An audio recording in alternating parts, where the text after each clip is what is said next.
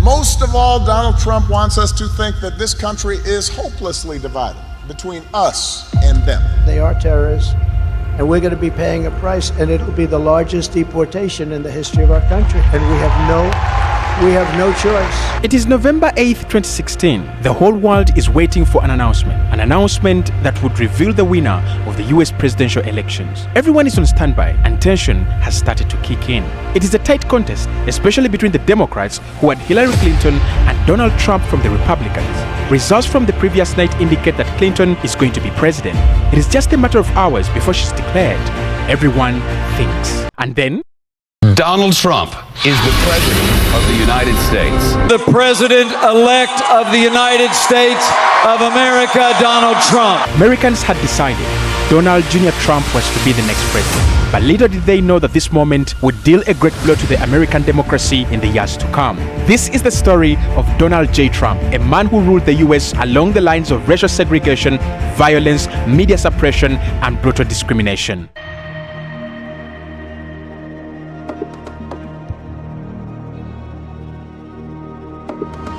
By the late 1990s, Donald Trump is already a celebrity, but by this time his interest is far away from politics. He had made a big fortune through real estate in the early 90s and built the Trump brand, which was perhaps his greatest asset ever. Trump lives like a king. His life is a life of luxury, parties, beautiful women, and showbiz. But it is in the 2000s that he gets his teeth into politics.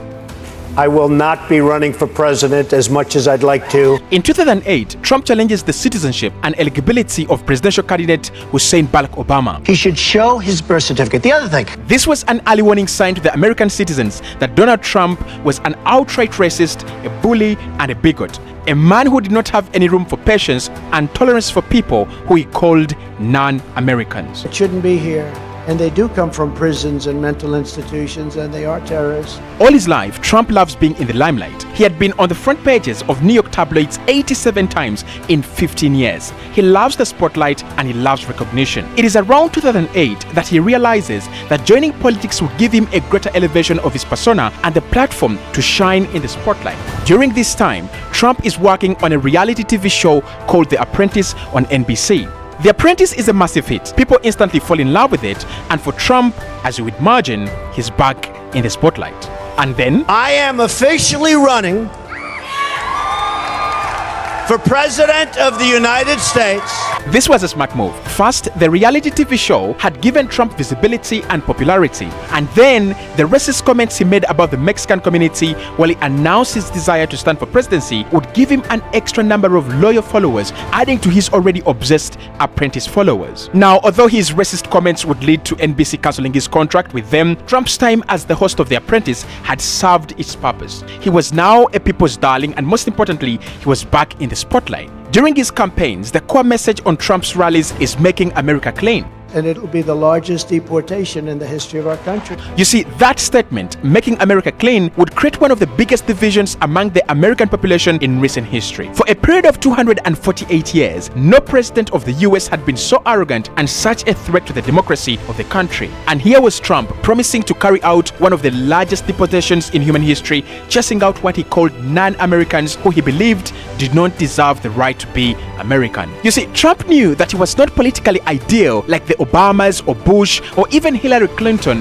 who was his biggest opponent in the 2016 election. So what does he do? He creates chaos. Donald Trump understands, and he's not wrong about this, that dividing people, making them angry, will boost his chances of being elected. The US presidential election of 2016 was one of the most followed elections in human history. It was a close tie between Republican Donald Trump and Democrat Hilary Clinton. Although Trump had gained a loyal following of like-minded individuals who thought that people of color and immigrants did not belong in the US as citizens, Clinton's message of unity had convinced many that the future of America was better off with everyone united than divided. And so, despite Trump and his team making headlines every single day, the polls pointed to Hilary Clinton becoming the first female president of the US. But then something changed. On 8th November 2016, the Electoral Commission announced the winner of the presidential election, but the name the voters expected did not come. The President-elect of the United States of America, Donald Trump. Donald Trump had miraculously overtaken Clinton within one night, and he had become president-elect of the US. I am so excited. I've never been more excited. To those who supported Trump, it was victory. It was time to celebrate. However, those that did not second him had already seen the storm that was heading for them. I am so sorry to my world. I am so sorry to my world. This is not what we want.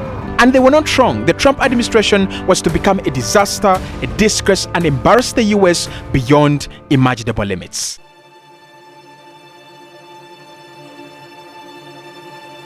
I want to thank the American people for their tremendous support. I've just received a call from Secretary Clinton. She congratulated us. It's about us. Thank you very much, everybody. It was done. Americans had voted for one of the most racist presidents in their history, and so it was now time to prepare for the worst. Now, just to be accurate, it is not that the citizens did not know what Donald Trump was capable of.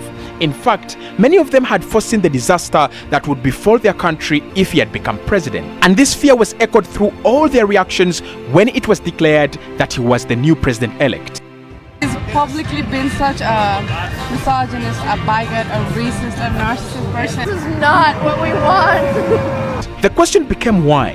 Why were so many people devastated, frightened, and worried about this guy becoming their president? The answer to this question would lead the US into one of the darkest political periods under Donald Trump. I guess what is fascinating about this story is not how the Democrats were wrong about this guy, but despite their political differences, they had correctly prophesied that calamity would strike if Donald Trump had become president. A racist, xenophobe, misogynist, just in the White House. I hope so much that in 4 years I don't get to say I told you so. And their fears were justified. I mean, here was a guy who started his political career with chaos. He had openly questioned the citizenship of Barack Obama because of his color, called the Mexican population garbage and all sorts of names, and promised to carry out the largest deportation in American history if he was elected president. You've said that you're going to carry out, quote, the largest domestic deportation operation in American history. We are living right now in a rat's nest. They're killing our people. You see, Donald Trump had entered politics in order to stay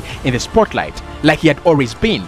His insatiable appetite for recognition was his main motive for running for office, and so he did not care much about the pain of the citizens. For him, it didn't matter which tactics he used to get to office. He was willing to fight and fight till the end to get what he wanted. And so what does he do? He lies and sells a fantasy. Trump had mastered human psychology from his earlier encounters with the celebrity media. He understood that people want to be sold onto something big.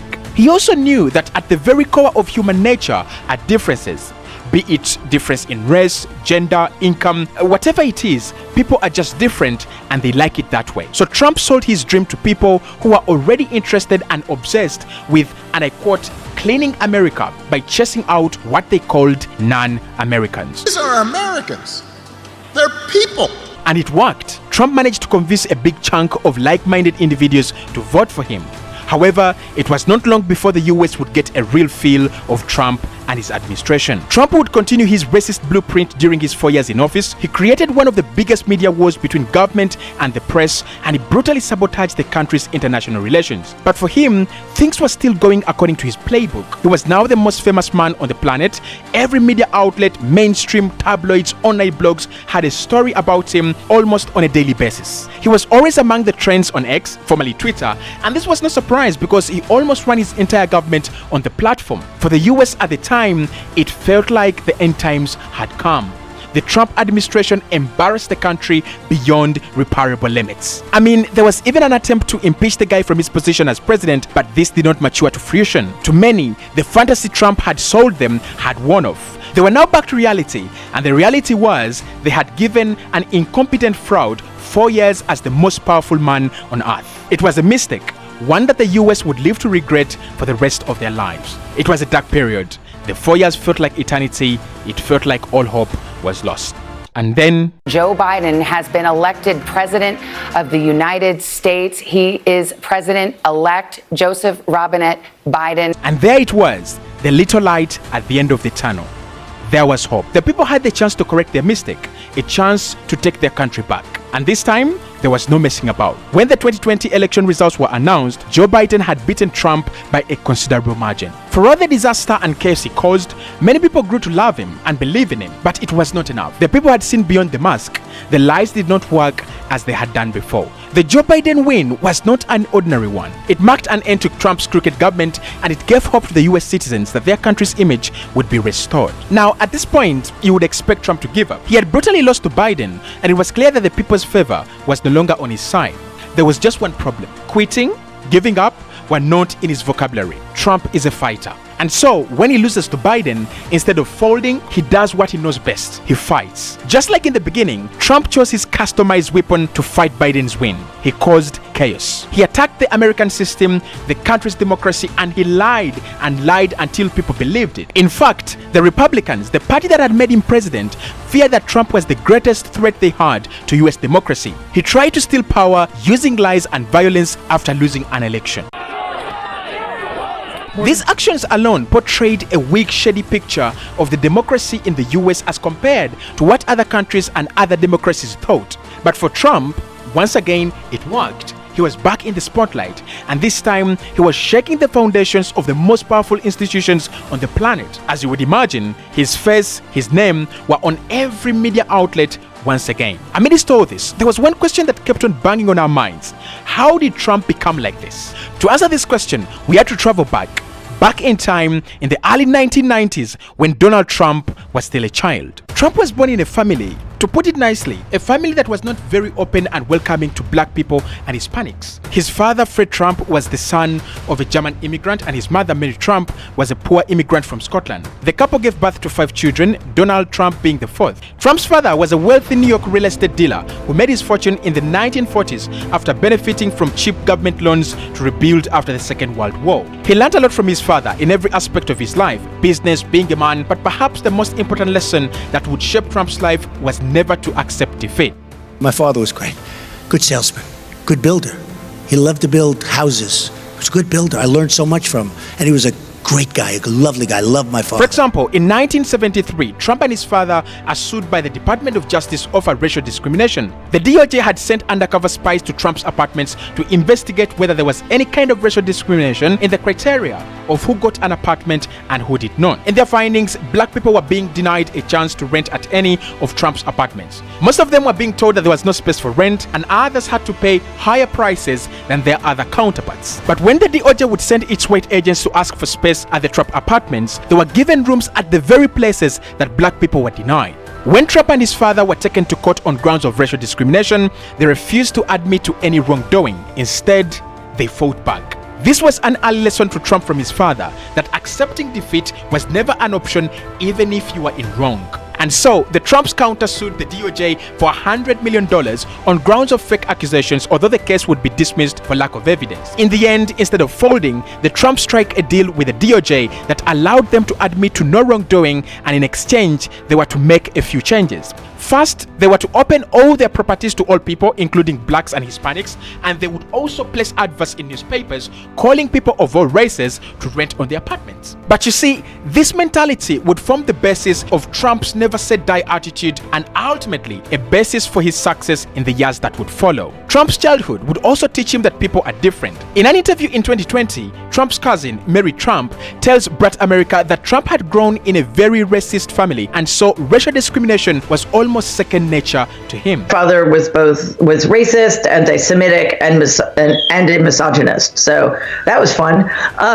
So Donald grew up with these things being second nature, and I often heard racial slurs, anti-Semitic slurs bandied about, very casually in my family. Therefore, it is by no coincidence that Donald Trump used the very disgusting tactics of dividing among people along the lines of race, gender, and economic background throughout his business and political careers. In 1964, Trump gets to learn the importance of being at the forefront. In his own words, not being anybody's sucker. You see, one day, Trump accompanies his father to the commissioning of a newly built bridge in New York. But then he realizes that the designer of the bridge was just there standing in the crowd like any other person. As far as he recalls, no one even mentioned the designer's name.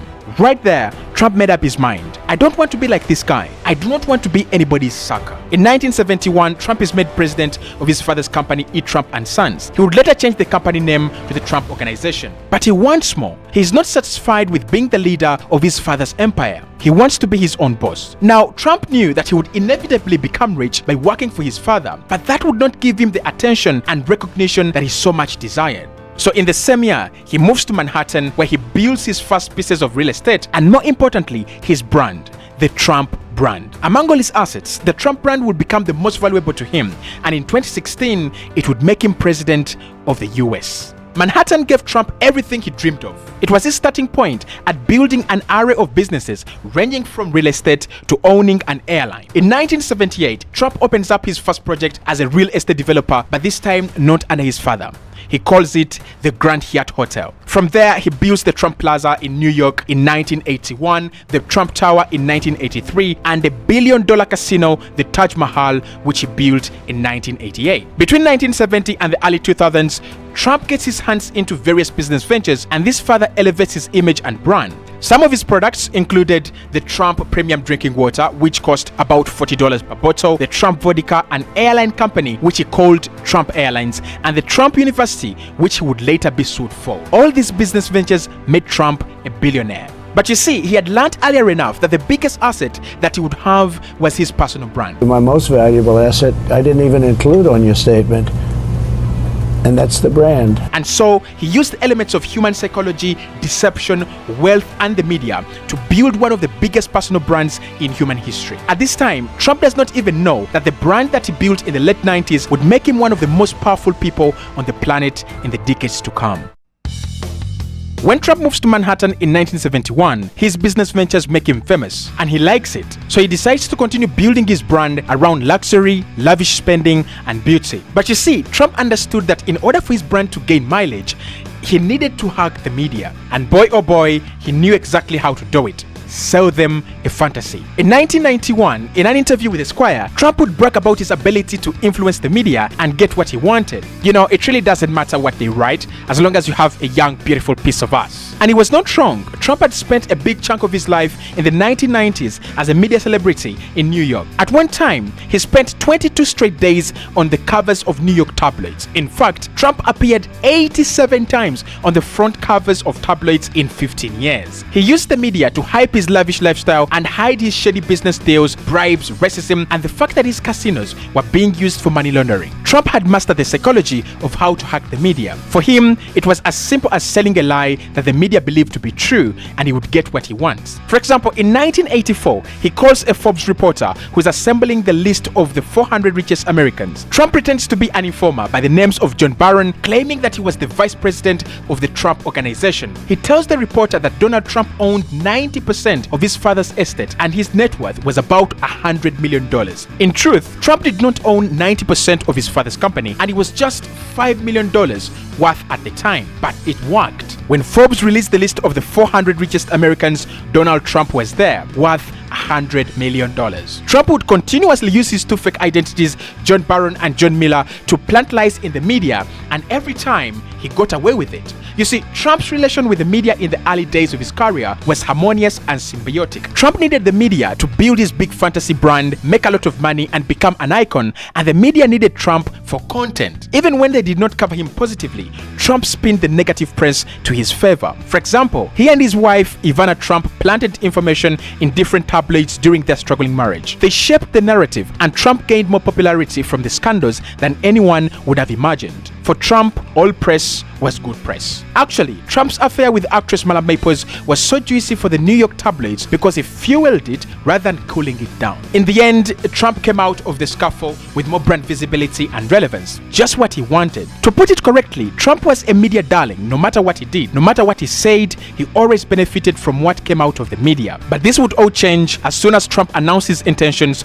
of running for presidency. It was a dramatic hostile shift from the celebrity media that he was used to the political press that was covering him now. Everything had changed. The media that had spent so much time building him was now trying to break him. Donald Trump has been accused of using dangerous rhetoric after suggesting guns should be trained on the face of Republican critic Liz Cheney. Of course, Trump as a fighter was not going to sit down and watch, so he opened a full-blown war on the media. Attacking our news organization. Can you give us a chance? Your organization You are attacking our news organization. Can you give us a chance? The political media did not have any favors for Trump. They scrutinized every aspect of his life, questioned every decision he made, and brought back all the shady dealings that had been swept under the carpet by the celebrity media. For example, they brought back all the cases where Donald Trump was being accused of assaulting women, racially abusing people, and scrutinized all the circumstances under which his two divorces happened. You ready for some tough questions?